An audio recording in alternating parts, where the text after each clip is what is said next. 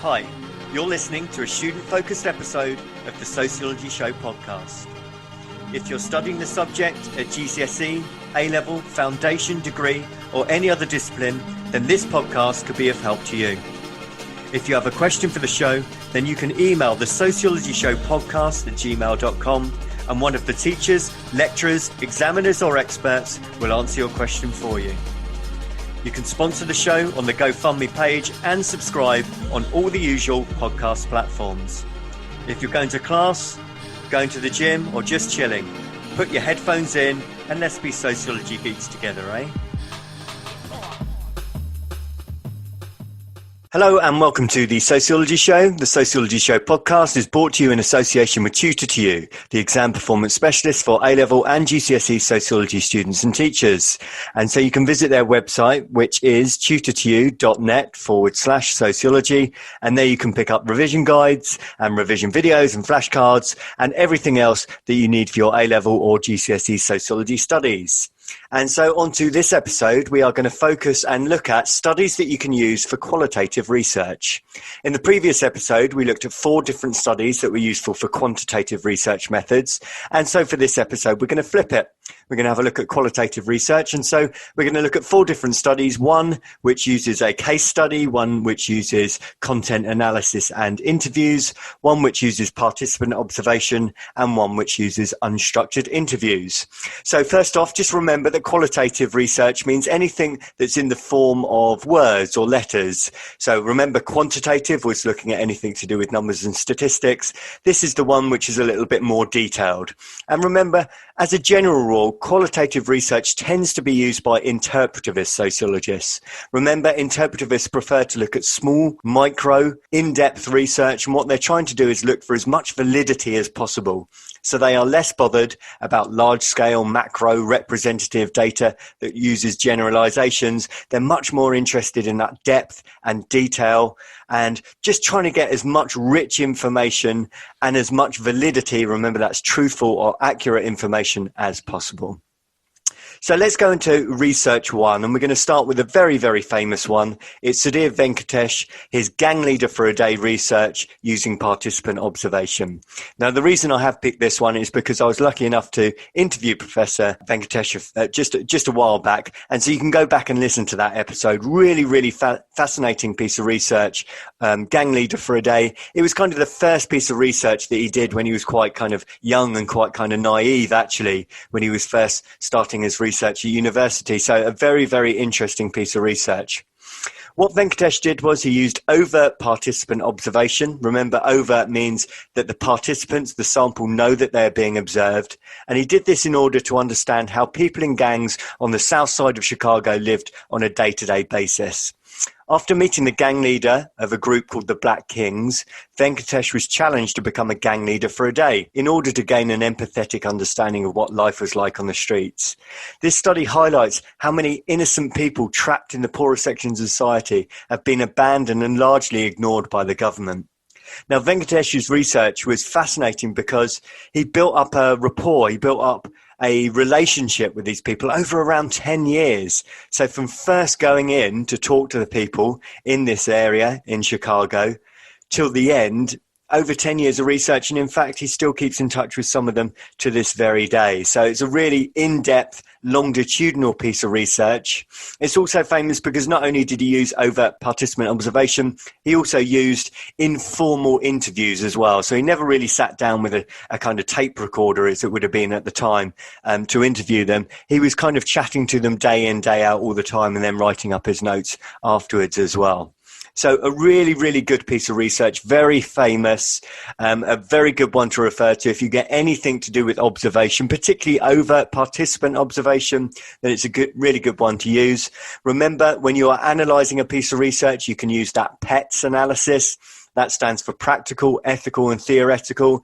There are loads of things to consider with the Venkatesh piece of research, actually. You know, you can think about the practical. He was of Indian origin, okay, with an American accent, walking into a predominantly black area. That got him into quite a few scrapes, quite a few problems. So the practicality of actually getting in to the group, that was highly problematic. And then on the other side of it, actually leaving, you have the issue of what's called going native. That's where you become too attached to a particular group that you're studying. And so, having to then leave the group and write about them, obviously he changed the names to protect their identity.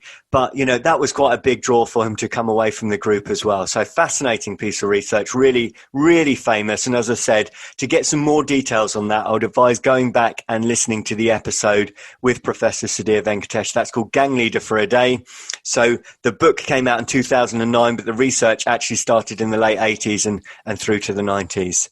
So definite good one to start with. Okay, let's go into research 2 then. So I've picked another famous piece of research, and it's a term that you may have heard actually. This is a case study from 2004 conducted by George Ritzer, and the study is called McDonaldization of Society. And you may have heard that term, McDonaldization. If you haven't, what occurred was Ritzer conducted in-depth, detailed case study of the company McDonald's. And what he wanted to do was to highlight how many societies have become obsessed with the formula of what he calls instant gratification, popularized by the giant fast food chain McDonald's. So what instant gratification means is the desire to want something instantly, to want it straight away. So McDonald's is a classic example of this, because you don't sit down for your meal and wait good half hour, 45 minutes for your meal to arrive before paying the bill. You make your order and you want the food within minutes. Now, the term McDonaldization refers to the process by which the principles of the fast food restaurant are coming to dominate more and more sectors of American society as well as the rest of the world. So what Ritzer meant by this was he's not just talking about the fast food store McDonald's. He's saying how this is often very key to what we do with the rest of our lives, that we want something quickly. It doesn't necessarily have to be high quality, and it's quite disposable. If you think about buying clothes from Primark, we don't go and buy clothes from Primark for longevity. We don't think they're going to last forever. We get them as quickly as possible. We wear them. We appreciate they might run out of shape, or start to tatter or tear, and then we get rid of them and we buy something else. We probably go back to Primark to buy something else as well.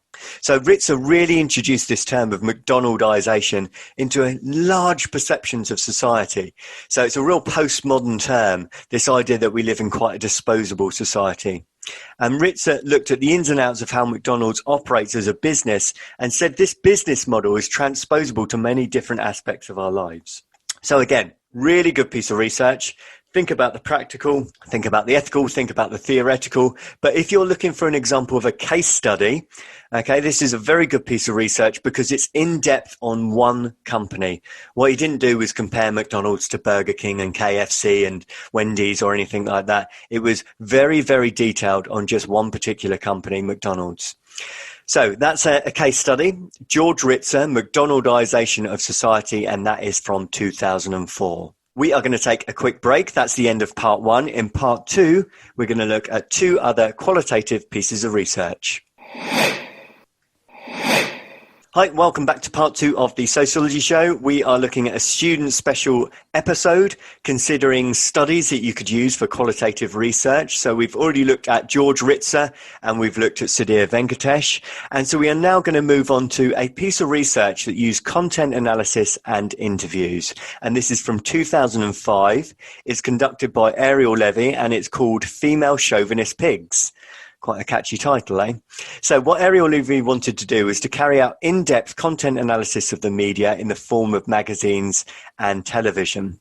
She wanted to understand why females pose, pout, and sexualize themselves in almost every single image. So she was flicking through magazines, TV programs, looking at adverts and so on, and noticing this kind of female pose, pouting, sexualizing in almost every single image. And she wanted to understand why this was. She concluded through her research that it's actually the women who sexualize themselves rather than the theory that they're forced into it by men. There's always this perception that it was men that was forcing women into sexualizing themselves and pouting for the camera and showing lots and lots of flesh. And actually what Ariel Levy found was that she thought it was women sexualizing themselves, and she wanted to try and understand why they did that. So what she further did, Levy, was she also interviewed the college women who flashed for the cameras on MTV and second-wave feminists such as Susan Brown Miller and Erica Young to find out where they think women are headed today. What she was really interested in, Levy, was she followed a show that MTV used to go around with cameras, College Girls Gone Wild, and she noticed that the girls themselves were approaching the cameramen to say, can we flash you? We want to be on TV. She always went in with this perception that it was the male cameraman who were encouraging or forcing the women to do it, and she actually found it was the other way around. So she wanted to know what was going on here.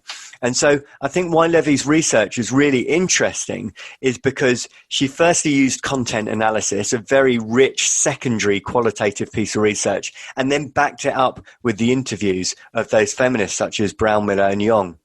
Really interesting piece of research, and it also challenged the perception and idea, particularly of things like the porn industry. There was always this idea that women were always forced into it and they were doing things against their will, that it was the men that were making them do it. And of course that is true to a degree, but she puts a different slant on it, a different twist on it, and really wanted to understand why are young women actually choosing themselves to flash and to show flesh and to pout and to sexualize themselves.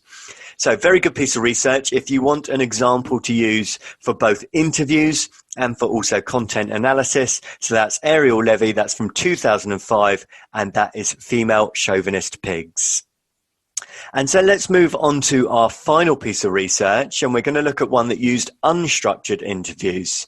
And this is by Eric Klinenberg, and it's called Going Solo: The Extraordinary Rise and Surprising Appeal of Living Alone. And this is from 2013. So fairly recent piece of research.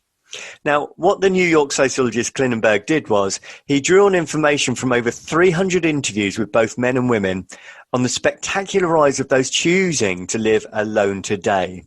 So what he noticed was there's a large number of people that live solo, or in fact never have a relationship in their adult life, or even if they do have a relationship, it's non-committal or it's fairly fleeting. It's not that serious, shall we say. It's always perceived by some degrees that if you are alone and you're solo, that's because you can't find someone, that you can't get someone, that no one wants to be with you. But actually what Klinenberg was interested in is the number of people that are making that choice. It's often referred to as creative singledom, choosing to be single for many different reasons. Now, what Klinenberg found was in many society, this rate for adults is above 50%, and that the majority of those living alone were positive about it. And he argues that if we can afford to live alone, then we do, because actually it can be seen as a mark of distinction and not a social failure anymore. To be able to have your own flat, your own space, maybe even a spare room, disposable income to yourself, that's now seen as a success. Whereas obviously in the past, Klinenberg was suggesting that if you're alone, that it was seen as some sort of failure within society. Now, the unstructured interviews allowed Klinenberg to gain rich, detailed information from his sample. 300 unstructured interviews is a huge piece of research, really. So if you think about how long unstructured interviews take, to be able to record them, to be able to transcribe them and write them up. And he also managed to use both a mixture of men and women as well. This is a really rich, in-depth piece of research and a very fascinating piece of research, particularly if you are looking at something like the topic of the family. So again, you can look at pets, practical, ethical, theoretical, and then you can consider issues such as validity, reliability, representativeness. I mean, do you think Klinenberg would have got validity back from interviewing these people? Were they honest about the fact that they're very happy about being single? Maybe he got some lies. Who knows? Maybe they thought they had to be positive about it, but they would really, really like to be with someone. On the other side, of course, you do tend to get more validity if you build up a rapport with people. So if you build up a relationship with them and get their trust and get people to open up, then you should increase that validity as well. You could also consider reliability. Was he asking the same questions to each of the 300 interviews? And what about representativeness? I think 300 unstructured interviews is pretty big, but is it truly representative of a large number of people? Can you make generalizations from that? So again, you can think about those classic practical, ethical, and theoretical factors as well. So there we go, 4 pieces of research that are really, really interesting and useful. If you do get questions on qualitative research, you can go with those. So I'm just going to remind you of what we've had. The unstructured interview, that was Klinenberg. Going Solo: The Extraordinary Rise and Surprising Appeal of Living Alone. That was from 2013. We then had the famous Sudhir Venkatesh piece of research, Gang Leader for a Day, published in 2009 using participant observation, but also, again, he used some unstructured interviews there as well. We had the piece of research on content analysis and interviews. That was Ariel Levy from 2005, a famous piece of research and a very interesting book, actually, called Female Chauvinist Pigs. And then we also had the case study piece of research. That was George Ritzer, McDonaldization of Society, and that was from 2004. So if you were interested in these pieces of research and you wanted more pieces of research that are a little bit more contemporary from the last 20 years, then please do head over to tutor2u/sociology and do a little search for 21st century sociology. You can get a contemporary studies workbook, which looks at a range of different studies, all conducted since the year 2000 on a range of different topics. So it does look at education, families and households, crime and deviance, beliefs in society, as well as the ones that I've been giving you on theory and methods. So I do hope you found something useful there. Maybe you've got some pieces of research that you'd like to explore a little bit further, or maybe some pieces of research that you can use in your own essays. In the meantime, take care and thank you very much for listening. If you are a regular listener to The Sociology Show, then you could help with the costs of promoting and hosting the podcast. If you can spare even a small amount, then you can donate on the GoFundMe.com website by searching for The Sociology Show. There is no obligation, of course, and all future downloads will continue to be free. A huge thank you to all those that have already donated. Your kind gesture will help to continue keep the show going and growing. Best wishes and keep enjoying the show. Thank you for taking the time to listen to the podcast. If you would like to contact the show or be interviewed, then please email thesociologyshowpodcast@gmail.com.